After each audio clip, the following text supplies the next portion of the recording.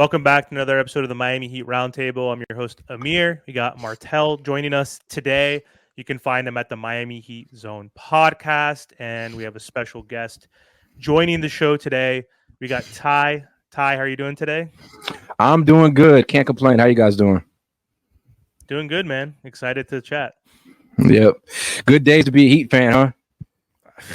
It's been a slow and boring off season, and Ty just told me what team he is a fan of, so we'll get to that in a second. But Ty, before we get started, do you want to just introduce yourself to the audience and talk a little bit about your channel and what you cover?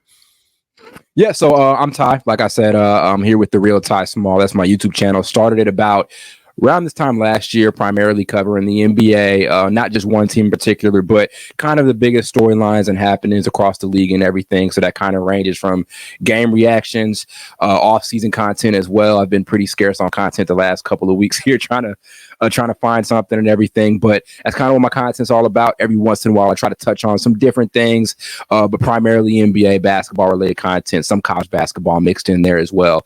Been doing it for about a year on my own channel, enjoying the process, enjoying editing, recording, all of those things, and definitely looking to keep it going and excited here for this opportunity to collaborate with you guys. Awesome. Yeah, it's definitely a grind, and it's almost media day and training day. So we have a week and a half maybe or so, and then preseason's just right around the corner. I think it's like first week of October. So thank God we're getting close to some more actual NBA coverage. So it's been a grind, obviously, trying to come up with topics throughout the summer. Even as a Heat fan, it's been difficult. I can't imagine being a Wizards fan. So Ty is a fan of the Wizards, which is obviously a divisional foe of the Miami Heat. So he gets to see the Miami Heat play against the Wizards at least, 4 times a year, two here, 2 there. So Ty, my question for you regarding just the Miami Heat in general, coming from a division foe, what are your thoughts on the Miami Heat's possibility of actually contending next year? Do you see them as a perennial playing team for the 3rd season, or do you think a contract Jimmy, a Bam, who's obviously ascending, and then maybe a team that could be healthy with some young pieces added to the core? What do you think the outlook is for the Miami Heat next year? It's very strange because you said it. They could be a playing tournament team. And the one thing I talked about on a video I did a couple of weeks ago is they could be a playing tournament team and still be a legitimate contender. Like, one thing about the Miami Heat is their regular season performances. They may be inconsistent over the years and everything like that, but they are just that team that figures it out every time in the postseason.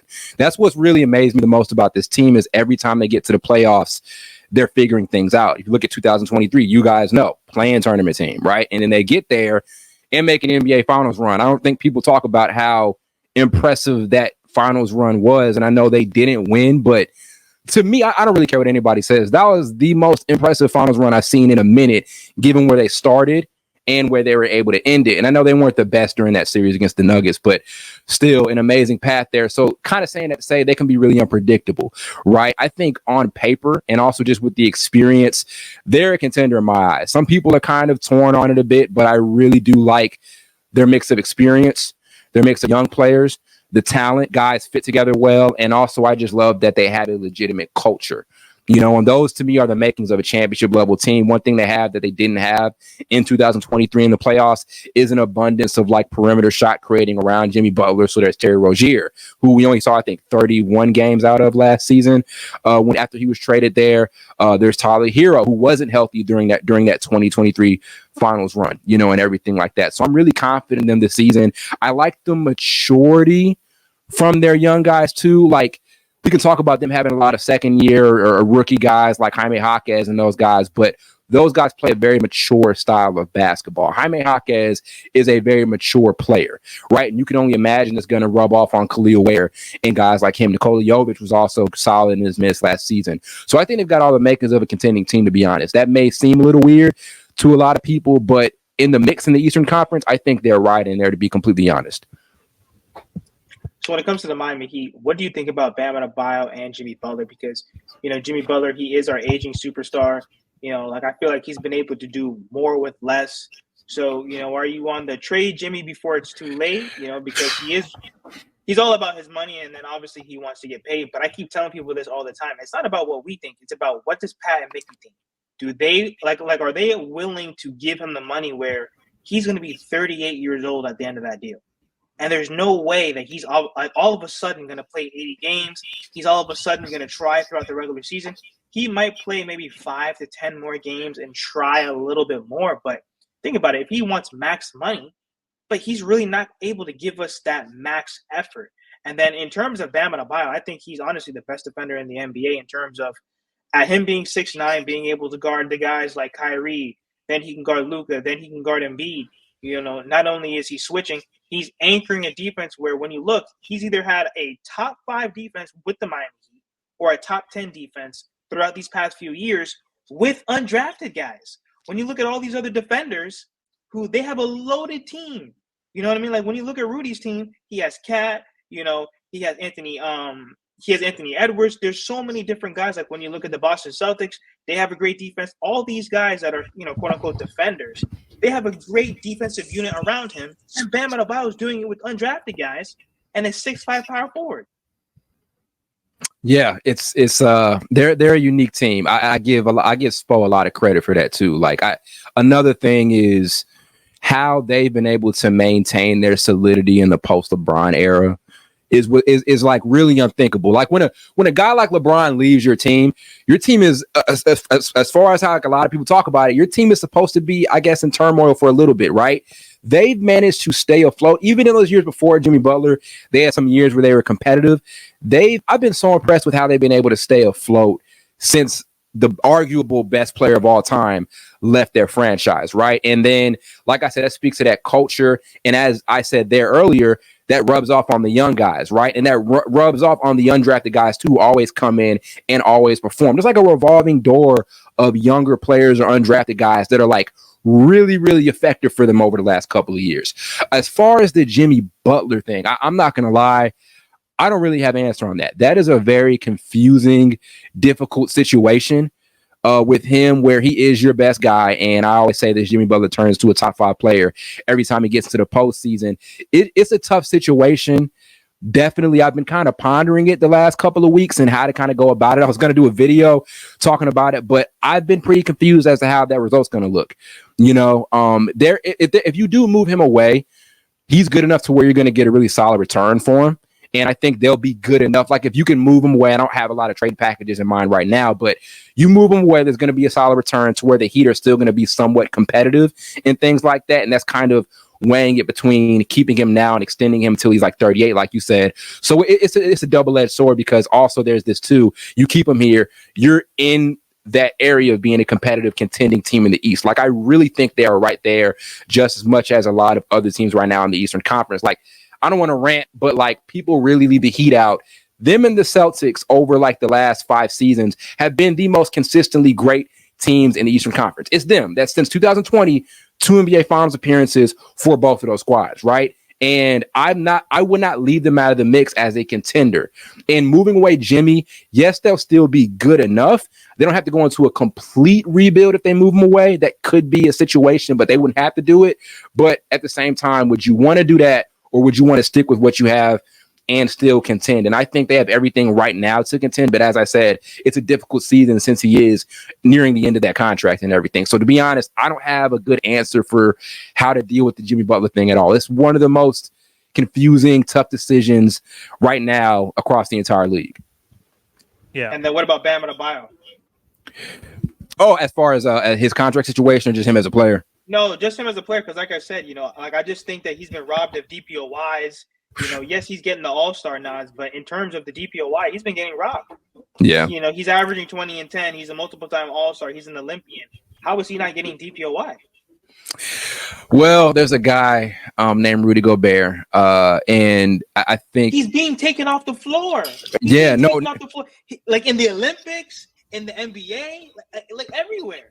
Yeah, no, I agree. The Rudy Gobert has owned the defensive narrative for like the last couple of seasons, and I do want to give him credit. He has been good enough during the regular season to kind of win those awards, and it was kind of tough to go against him this past season because the Timberwolves were a dominant defense, and he was anchoring that during the regular season, and given that the Defensive Player of the Year award is a regular season award, I understand why Gobert has been getting it consistently over the last couple of seasons, but I do agree with you. I do think Bam is a much better defensive player because we're not having the defensive issues in the playoffs with Bam that we've had with Rudy. But given that Depoy is generally a regular season award, that's the tough duality with Rudy Gobert.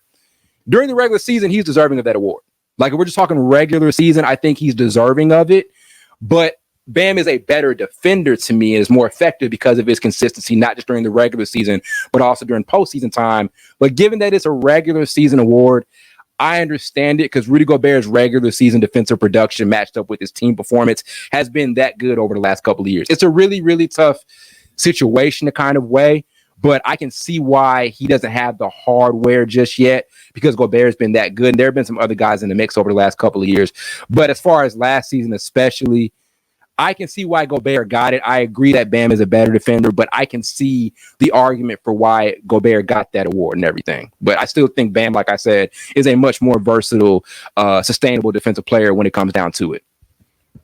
Yeah, he doesn't get the credit for being a defender, but also a two-way player, right? Because his offensive skill set is a lot better than Rudy Gobert. Obviously, he's very limited with what he can do.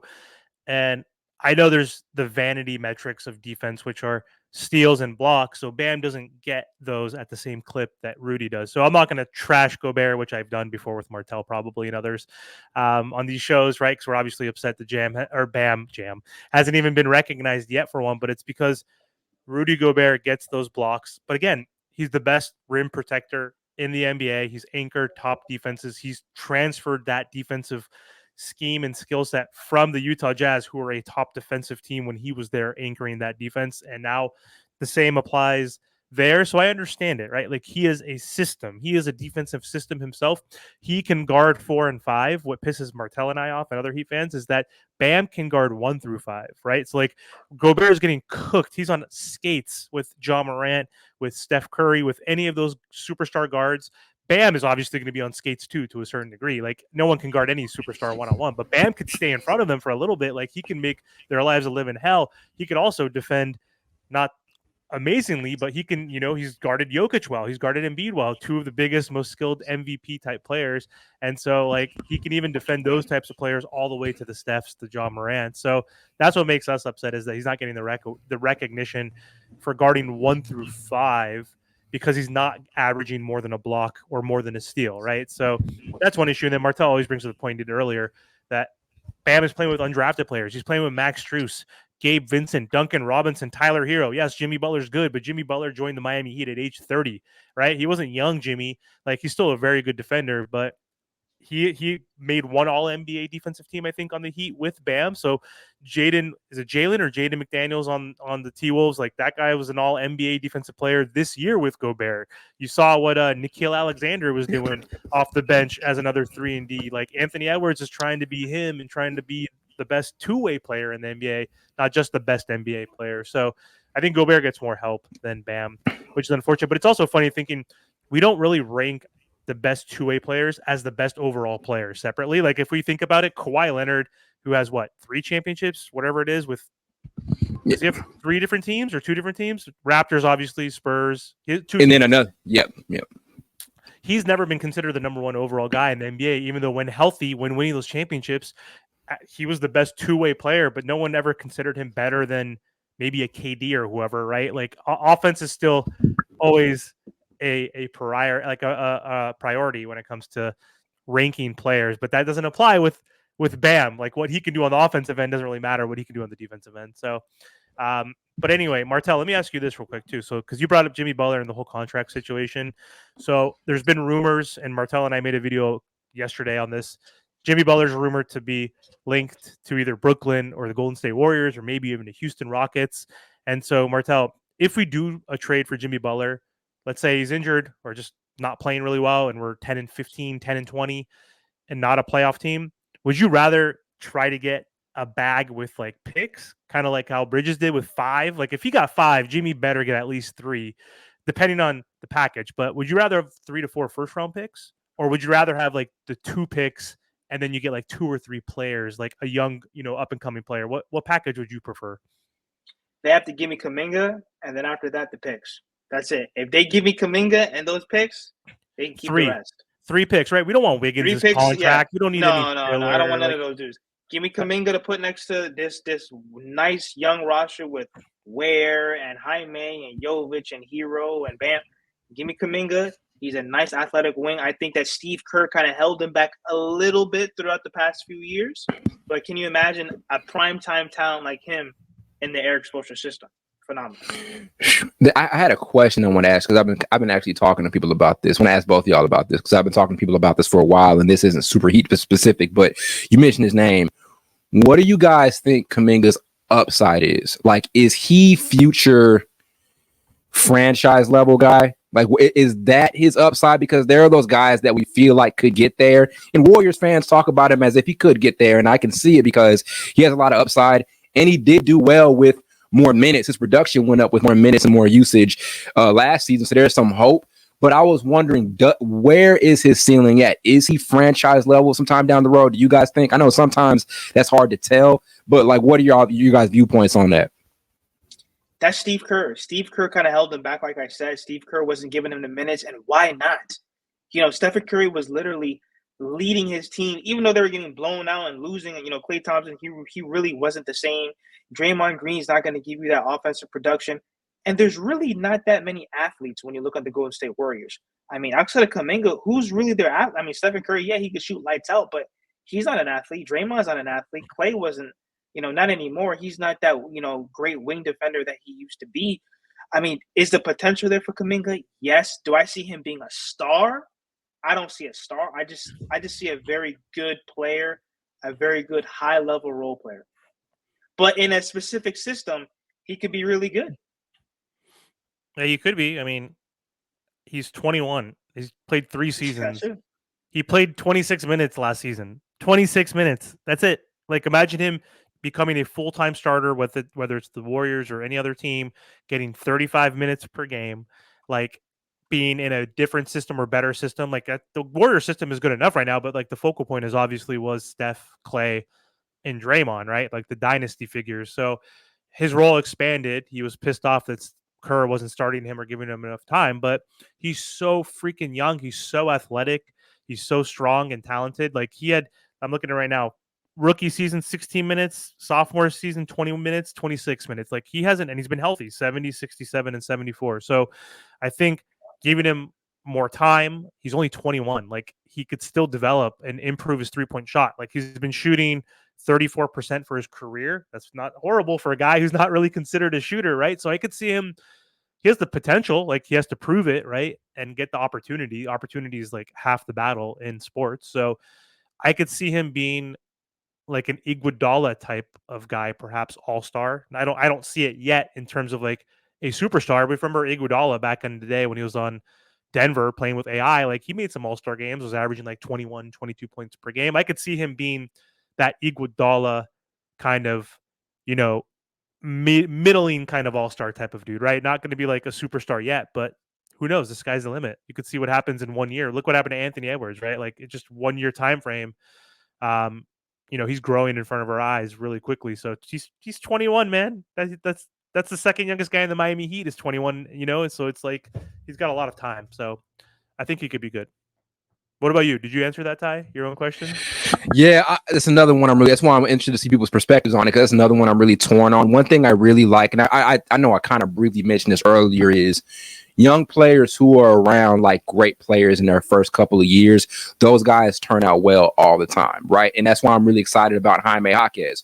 Your rookie year, you're playing alongside with Jimmy Butler, Bam Adebayo, and you're playing in the Heat culture system. Now let's talk about 5 years down the road, right? I'm not sure what his contract situation is and everything. That stuff pays off, right? Like if you're playing around great, talented, experienced players, those sorts of things they end up rubbing off on you, right? So if we talk about Kuminga, your first season, his rookie season, you talked about his production, his minutes. His first season, he won a championship. He's playing with Steph Curry, he's playing with Klay Thompson, and playing with those guys. So that experience rubs off on you. That's why I'm excited to see what he does, because not only does he have a lot of talent, but he also has a lot of experience, and there are a lot of intangibles that he's picking up from those other guys, and also being coached by Steve Kerr, who I know has gotten a lot of criticism these days. But Steve Kerr is also just one of the best coaches in the league, and he completely turned that Warriors franchise around. I don't care what anybody says about him. So I'm excited about Kuminga. Again, franchise level, not sure, but definitely a ton of upside. Love his intangibles, love the tangible skill sets as well. I'm excited to see what he ends up doing a couple years down the road, or maybe even this coming season with more production. But he actually reminds me of Kyle Kuzma, because I think that Kyle Kuzma is a phenomenal player, and especially when he was talking about Heat culture and really taking basketball seriously and taking the profession. You don't hear a lot of people talking about that anymore, especially all these younger guys actually, respecting the game, because believe it or not, Ty, we love the game more than some NBA players. You see what I'm saying? But like when it comes down to Kyle Kuzma, remember, he was playing behind Kobe. Then he had to play behind, LeBron James and AD. So with Kyle Kuzma, always linked to the Miami Heat, what do you think about his fit for this Miami Heat roster, where I know they want Bam to play the 4, but I think Kyle Kuzma is the perfect 4 next to Bam Adebayo. His rebounding, his floor spacing, his athleticism, his defense. So what do you think about Kyle Kuzma, especially how you are a Wizards fan? I like his game. I really do. There's that experience factor, like you just mentioned. I think around his second or third season, he won an NBA championship and was a major rotational piece. You mentioned his defense. He doesn't get a lot of credit for his defense, and I get it because we haven't been very watchable, so not a lot of people are going to watch Kyle Kuzma play defense out here for Washington. But just a very versatile player, great floor spacer, very sizable as well. You can fit him between that 3 and 4 spot. I like what he does also. Like, they like to go and run zone. Obviously that they like to have a lot of length when you're running zone and things like that. So Kuzma and Miami Heat zone defense, that seems like a cheat code. So I really like his game. I think he'd be a really good fit there and everything. I'm big on moving him away to make as much space as possible for some of our younger developing pieces down the road. It's like a thing with the Wizards where we'd keep certain guys on the roster that would be better off on another team because we need to make space for the young guys. Like, we kind of drug our feet a little bit on the rebuilding situation by not letting go of Bradley Beal earlier, right? And I don't want that to be a thing with Kuzma. It's not like Kuzma's not the same player as Beal is, but let Kuzma go. Let him go to a contending situation like a Miami Heat squad and make room for those younger guys like Koulibaly, Alex Sarr, who plays a different position than him and everything like that. But I like Kuzma in Miami. I like that idea. Fits perfectly. Like you said, there's the spacing. You're not going to ask him to do a ton of shot creating. Depends on how the roster looks after that move and everything. But he works, a very good plug and play guy, very competent player, high IQ player, and all those things. I like that fit definitely because of his versatility, his length, that floor space and ability, and all of those things. And also his coachability and, like you said, that mindset. And once again, comes right back to those intangible things that you get by playing with great experienced players early on in your career. All right, so Ty, thank you for coming on the show. Where can the people find you on YouTube or on social media? Yep, you can find me on YouTube at The Real Ty Small. You can find me on Instagram at The Real Ty Small, and also find me on TikTok. I started posting there a lot more over the last couple of weeks at the same handle, The Real Ty Small. And I'm also on Twitter. That is going to be the same name, and those are the platforms you can find me at. Again, it's all going to be under The Real Ty Small. Glad for the opportunity to talk with y'all, talk Heat basketball with you guys, and I appreciate it again. Guys, so make sure that you head over to his channel, hit that subscribe button. Make sure that you go to Amir's channel, hit that subscribe button, and thank you guys for all the support.